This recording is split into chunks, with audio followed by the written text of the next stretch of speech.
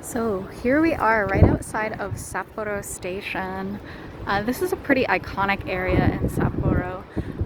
Over here we have Esta, which is a huge mall.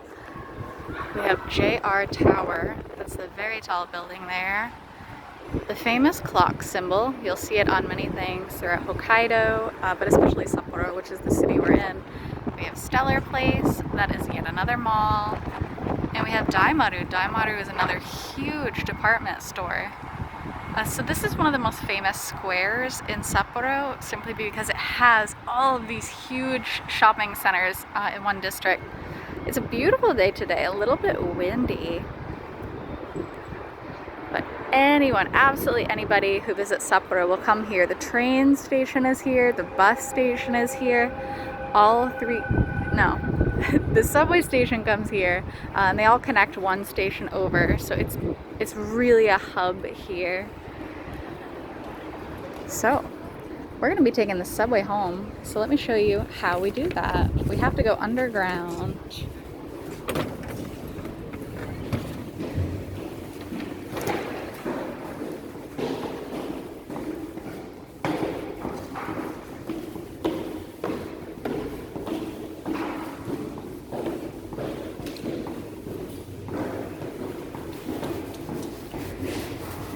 Subway is connected to an underground shopping center.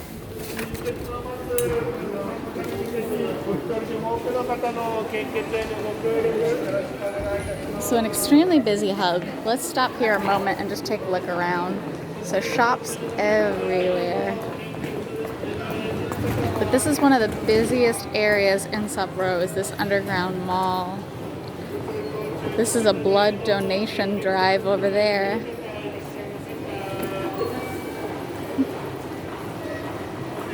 Yeah, so a lot of commuters, a lot of shoppers, a lot of people going to the city, they'll all stop here. It's really the center, the mid part of Sapporo, so it's kind of fun.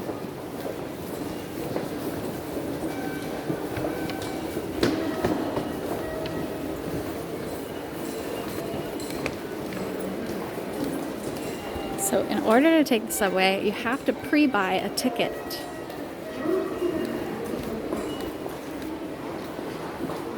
So let's see. So if you ever come to Japan and you want to figure out the schedule, it's all written up here in the table of fares. You have to figure out where you are, and then written in black are the adult prices for tickets. Written in red are the children's prices for tickets. So don't mix those up. We are going to Fukuzumi, so that is 250 yen. So you come to this machine, and you're going to click the green button, and it'll ask you what the fare is. You cannot just type in your station. You have to kind of figure it out yourself. So 250 yen. I think I have that in coin, but let's see. Yes, we do. 50. We have, all right, 100. And, oh, perfect. We have just enough. We can go home. So then it lights up in yellow which ones you can choose. We need a 250 yen one. Out comes your ticket, don't forget it. Now, if you make a mistake here, it's not the end of the world. What you end up doing is you go to your intended station and you have to go to a ticket adjustment machine. You'll put this into the ticket adjustment machine and they'll tell you how much more you need to pay. So if you get off at say a 300 yen station, go to the ticket adjustment machine right before the gate and just pay that extra 50 yen. It's pretty simple. When you're inserting your ticket, always make sure the arrow is pointing up like this. So we need to get to the blue line. Let's see. All right, we got a bit of a walk. Let me show you around the subway station. The blue line, the Toho line, is 370 meters. So let me show you what the area around a Japanese subway is. These are the ticket gates, basically. You have to make sure, so if you see this gate on the right, it just has the blue lit up pad and the Sapika symbol there. IC card only. So you cannot get through this gate. Be careful. You can, however, get through this one. You see the arrow there. This means you can insert your little ticket. So don't try going through the card gate if you have bought a ticket.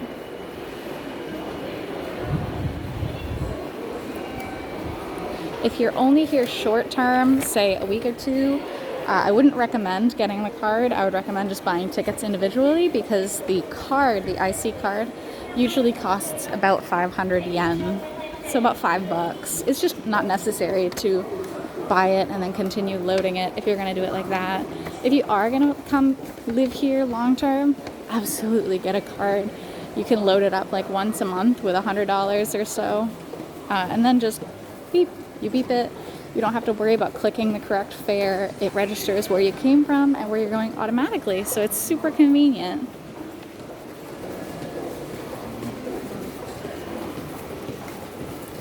Now, because we're in a very, very big area, this underground area is huge.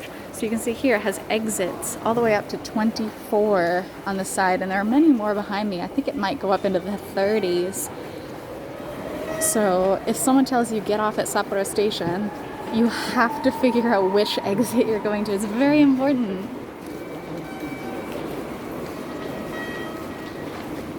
All right, and again, we're chasing the Toho line, the blue line.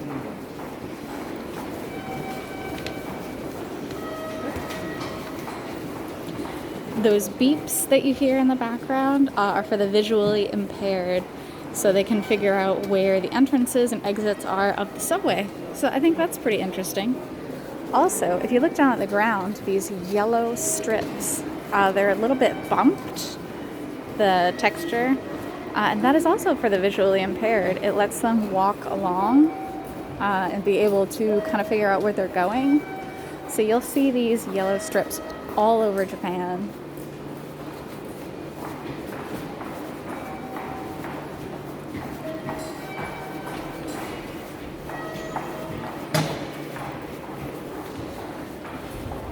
Alright, we have to go up, is what it said. I'm not so sure, but we're gonna follow their directions. Let's see.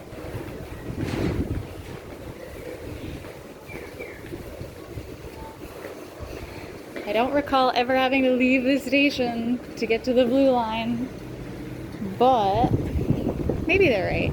Maybe we do. Nope, I don't believe them. I think we were bamboozled. I think we went the wrong way. We'll certainly get our exercise with all these stairs.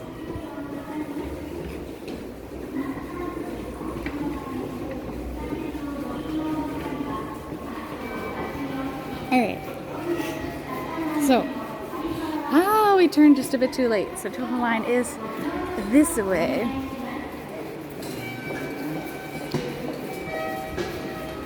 We were close.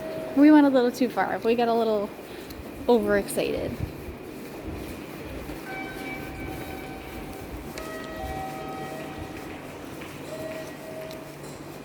So here we go. Another thing about the Japanese underground, especially in Sapporo, it also seconds as like a bomb shelter. So if there's ever any type of emergency, they will have people gather down underground. This is one of the safe areas. I know in the West it's usually like a school gymnasium or something like that, but here in Japan, if there's an emergency, they will gather everyone in areas such as this. That's why there's a lot of like emergency panels, like you can see on the left. There's another emergency panel over there, and they might be stocked with different kinds of safety equipment like blankets, emergency rations, things like that. Ooh. Many train history, subway history posters. Japan's public transportation is extremely robust, and it's really convenient.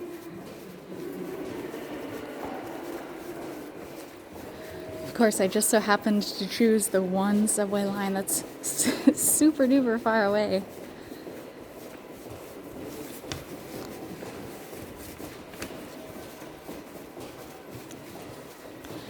That's fine. The sign right ahead of us, that yellow, says it's 110 meters. So we're not so close. We just have to get to the end of this hall.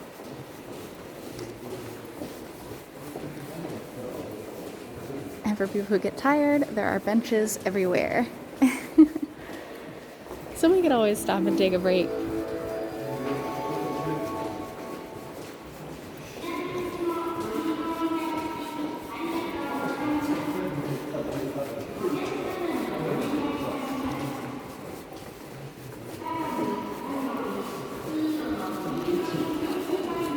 I see the light at the end of the tunnel. I see the ticket gate.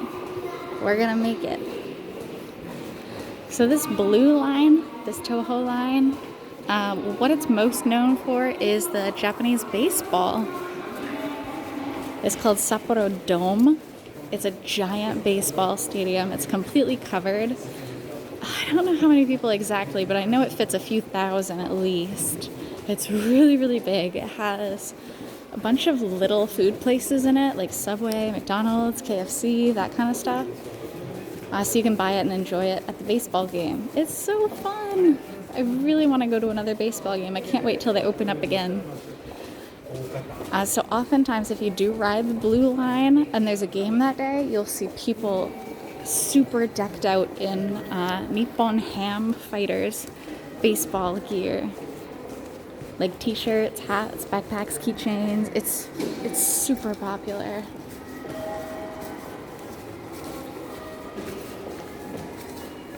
Ah, we finally made it.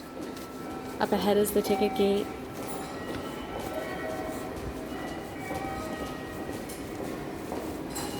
Alright, so again, have your arrow face up. We're going to go to the non-pink, the non-icy.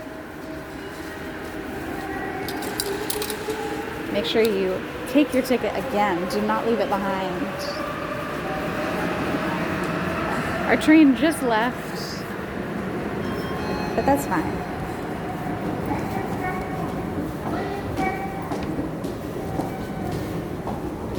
So there are two different sides to the subway, and you have to make sure you go in the right direction. That sounds super obvious, and it should be, but anyway, this is the Japanese subway. It's very, very quiet. Let's take a closer look.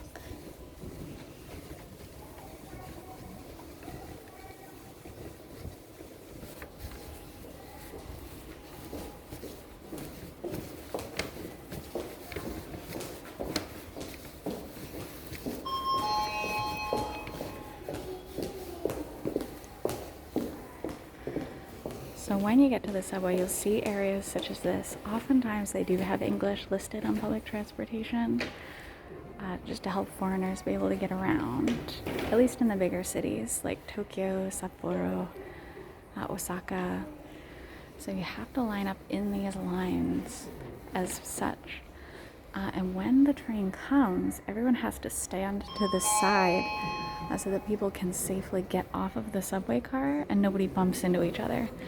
Have to leave that area open, in addition to stepping way to the right of those blue lines there. So that's about it for the Japanese subway.